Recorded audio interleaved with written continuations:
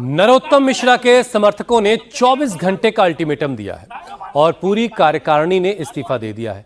दरअसल दतिया सीट पर by election होना है, जहां से बीजेपी ने आशुतोष तिवारी को टिकट दिया है, जबकि पिछले कुछ सालों से नरोत्तम मिश्रा ही यहां से चुनाव लड़ते आ रहे हैं। ऐसे में उनके समर्थक भड़के हुए और उन्हें टिकट देने की मांग की जा रही है।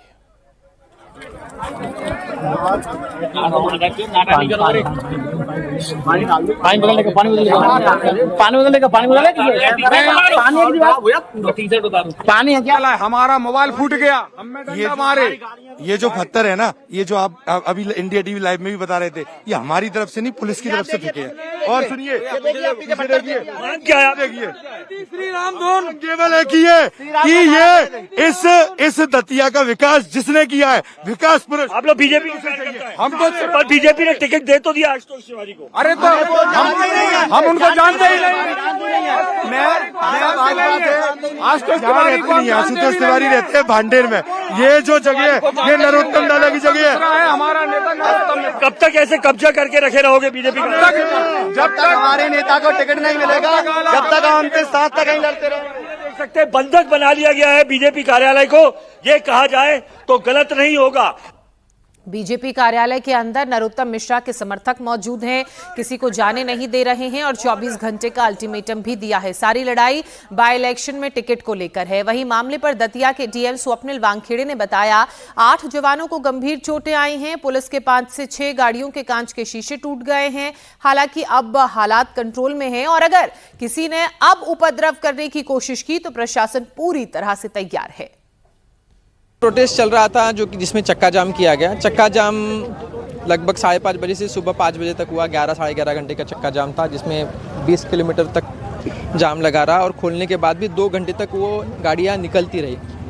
चक्का जाम सुबह 4 बजे खोला गया और पहले काफ़ी बार समझाइश दी गई। आखिरी में फोर्स को बुलाना पड़ा। फोर्स को बुलाने के बाद वहाँ से पथराव हुआ है कार्यकर्ताओं से। जब पथराव हुआ तो हमने भी आंसू गैस चलाए और उसके बाद सभी के सभी कार्यकर्ता कार्यालय में चले गए और वहाँ से भी पथराव करते रहे। पथराव करने के बाद हमारी पुलिस सख्त रही, आंसू गैस छोड़े गए और उसके बाद यहाँ से चक्का जाम को खाली किया गया। लेकिन इस पथराव में हमारे 8 जवानों को काफ़ी गंभीर चोटें आई है। ये एसपी, एएसपी और एसडीओपी तीनों को चोटें आई है, लेकिन एसपी साहब को चोटें गंभीर नहीं हैं। लेकिन इन सब में गाड़ियों का भी काफ़ी नुकसान हुआ है। पुलिस की गाड़ी उल्टी कर दी गई, कांचें फोड़ी गई है, कब लगभग 5-6 ट्रकों के कांचें फोड़े गए हैं।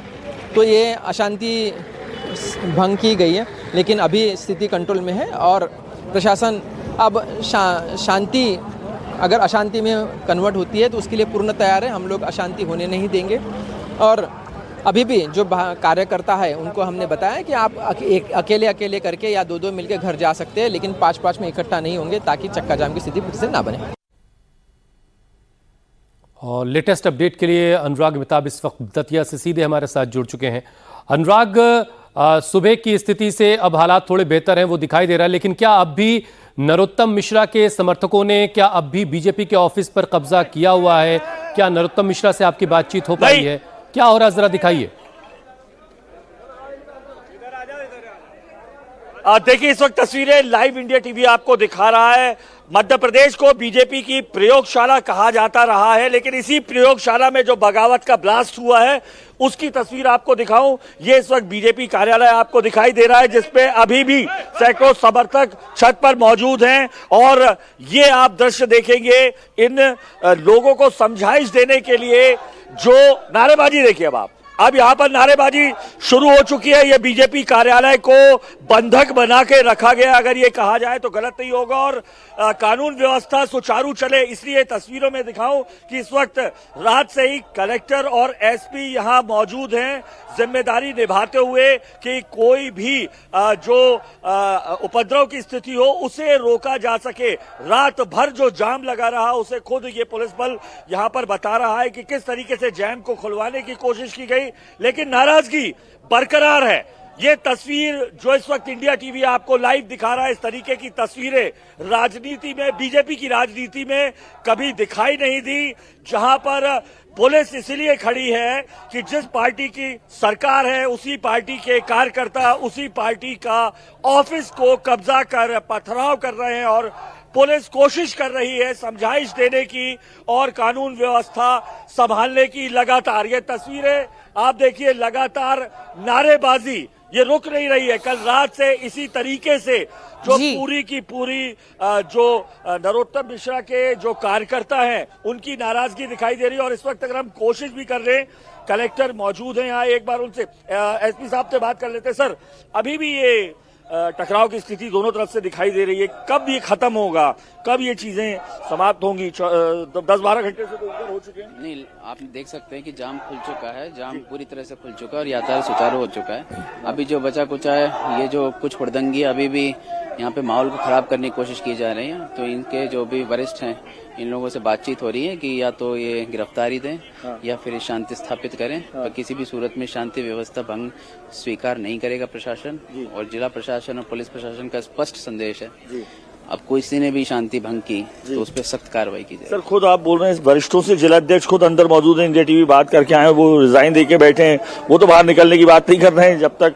खैर, वो राजनीतिक उनका मामला है कि टिकट नहीं बदलेगा, लेकिन ऐसे में प्रशासन तो क्या करेगा? पथराव हो रहा है, गाड़ियां टूटी फूटी पड़ी हुई है, देख रहा हूँ, जैम की स्थिति आ गई है, कैसे संभालेंगे? नहीं, अब पथराव की स्थिति नहीं है, पथराव खत्म हो चुका है, अब बस डायलॉग चल रहा है और डायलॉग जल्दी ही खत्म होगा और ये व्यवस्था वापस सुचारू हो जाएगी।